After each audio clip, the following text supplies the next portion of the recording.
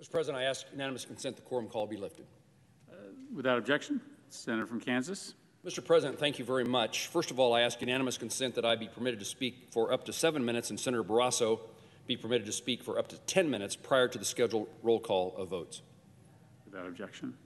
Mr. President, today I want to speak about a piece of bipartisan legislation that Chairman Tester and I introduced with the unanimous support of every member of the Senate Committee on Veterans Affairs, both Republicans and Democrats. Consensus is often hard to find, as we know, in this body, but caring for our nation's veterans, our heroes, has a way of bringing us together. I tell Kansans back home that it's one of the few places left in which the Senate on Veterans Affairs is one of the few places left on which Republicans and Democrats find common ground. And I hope that continues, and I hope that spreads.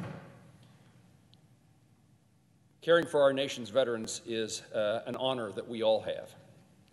And when you reach an agreement between some of the most liberal members of our committee and the most conservative members of our committee, you know that you have a really good deal. I first learned about the issue of toxic exposure years ago while attending an event for Vietnam veterans at home in Kansas. After hearing about their struggles with exposure to Agent Orange, I introduced the Toxic Exposure Research Act, which was signed into law in 2016, and mandates research on health conditions of children and grandchildren of veterans who were exposed to toxins during their military service. Our military veterans and their families and their survivors know exposure to toxic substances has become commonplace in modern warfare. Regrettably, the negative long-term health effects are sometimes not identified until long after the time of exposure, leaving veterans to face serious medical issues years after their service. Toxic exposure during military service has created significant health care concerns for veterans going back to mustard gas exposure in World War I, and most notably the Vietnam generation's exposure to Agent Orange. Despite these clear examples of lasting impact of military toxic exposure, struggles with health conditions associated with burn pits continue to plague the latest generation of veterans who served in the global war on terror. I've spoken with veterans across Kansas and held a town hall meeting in my home state on the effects of toxic exposure on our veterans' health. My office continues to receive casework from veterans regarding the burden of proof to gain access to health care.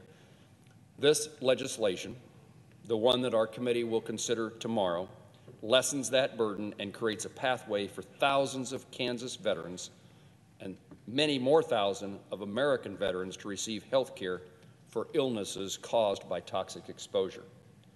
For decades, toxic exposed veterans have faced overwhelming barriers to getting VA health care and the services that they deserve. Post-9/11 veterans are the newest generation of American heroes to suffer from toxic exposures encountered in their military service. These American heroes who put on the uniform and volunteered to go into harm's way on our behalf deserve to have their level of commitment matched by those of us who serve here in Congress. When our government sends troops to war, we make a pledge to care for them when they come home. Veterans who are made sick from service deserve medical care for those conditions. The Health Care for Burn Pit Veterans Act is an important first step to make certain our veterans receive the care they need as a result of their service. I appreciate the entire Senate Veterans Affairs Committee working together to craft this consequential legislation to care for our service members who put their lives and health on the line for us.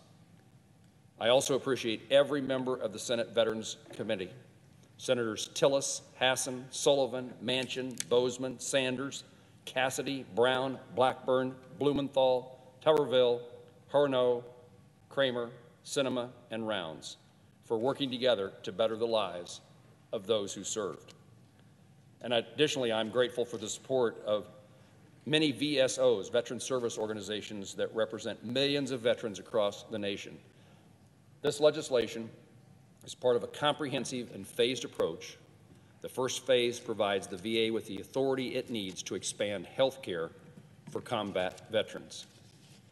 Many who are sick and suffering, time is running out, and our first priority is to get these veterans health care now, to get them health care now. Our bill would also mandate training for the VA healthcare providers and benefits specialists to ensure a level of competence across the department to make certain veterans receive exemplary treatment and service. Our legislation would direct the VA to incorporate a clinical screening to inquire about a veteran's potential exposure and symptoms commonly associated with toxic exposure. I talked to a veteran today who says she's been to the VA twice for care and treatment, never been asked about whether she encountered any substance that could be damaging to her health during her service. After speaking with these veterans, I've come to understand that this basic and preventive act of screening is not part of enrollment or basic care provided by the department. That must change. Solutions to this complex problem cannot be generated by Congress alone and require a coordinated and systematic approach that involves partnering with the VA. My view is that we make a commitment to those who serve that we will do our work. This is a step, a significant step in getting us to a point which we are living up to that commitment and doing it in a way that is not damaging to any other veteran. I urge my colleagues to read our bill, to grow their understanding of this complex challenge, and to join our committee, every single member of the committee, in passing this bill to get one step closer to providing care and relief on one of the most pressing challenges facing veterans today. Mr. President, I yield the floor.